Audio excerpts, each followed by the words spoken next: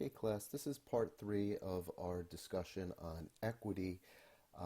This part is going to focus on sources of public equity or public direct ownership through real estate investment trusts.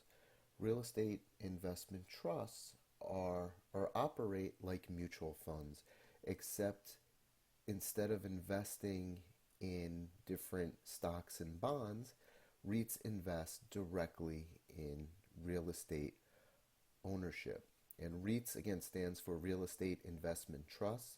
They are listed and regulated funds that individual investors can invest in, which would allow them to diversify their portfolios.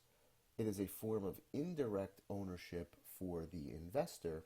However, the REIT itself, such as Avalon Bay Properties, is a direct owner and manager of the real estate assets. Although a vast majority of commercial real estate is owned in the private markets, a little over $400 billion is owned and traded in the public markets, mostly by these real estate investment trusts. As we said, these REITs can be described as mutual funds for investing in real estate, and they give diversification benefits and liquidity benefits. Now, what do we mean by liquidity benefits? Those benefits to the investor are, just like in any mutual fund, if you want to sell your interest, you can in a secondary public market. Much like you could trade stocks, you could trade your interest in mutual funds. So while you do not have to wait for the individual property to be sold and liquidated in order for you to get your disbursement, you could just sell your shares or your ownership interest to someone else. So they're easily transferable, and they provide much more liquidity than investing directly in property. There are two types of REITs. One is an equity REIT that invests directly in properties, and the second is a mortgage REIT that invests directly in making mortgages or loans to people that want to buy real estate.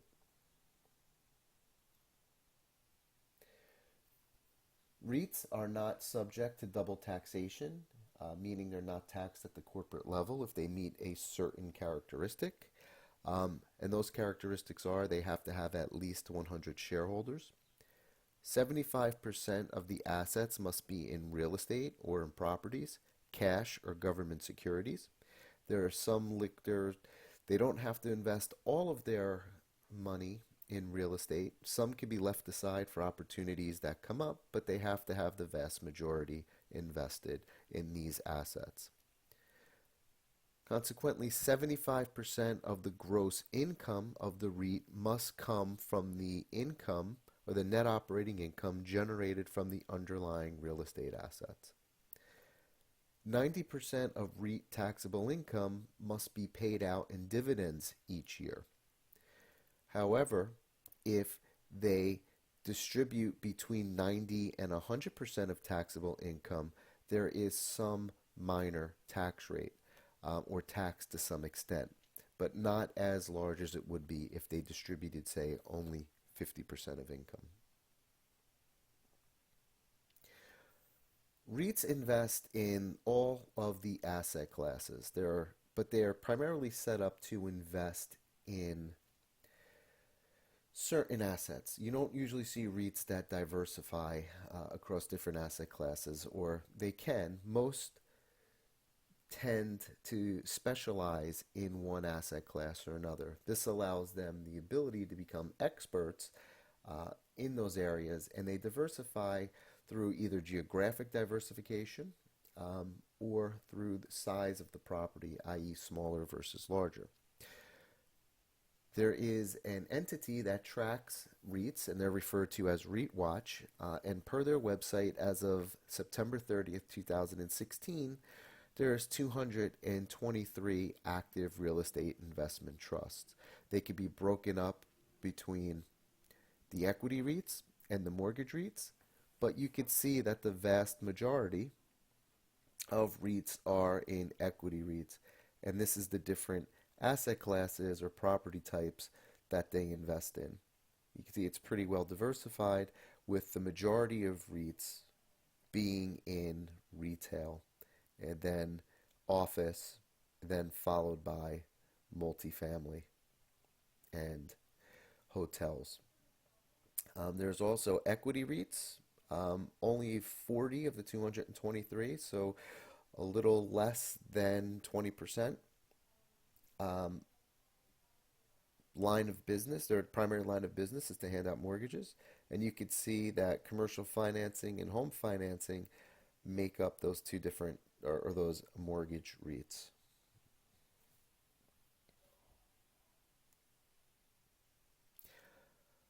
In addition to REITs, there are other large direct investors in private equity markets. Those include pension funds, life insurance companies, foreign investors, and savings associations. As you can see, out of that $2.8 trillion number that we talked about before, the vast majority, 2.5 million, is held by non-institutional investors. Um, about $300 billion is held by institutional investors, and out of that, pension funds is the largest component. Foreign investors is second. Life insurance companies by far have the smallest amount, and private financial institutions make up the balance. This concludes part 3. Moving forward into part 4, we'll talk more about private equity companies and in syndication, or about syndication.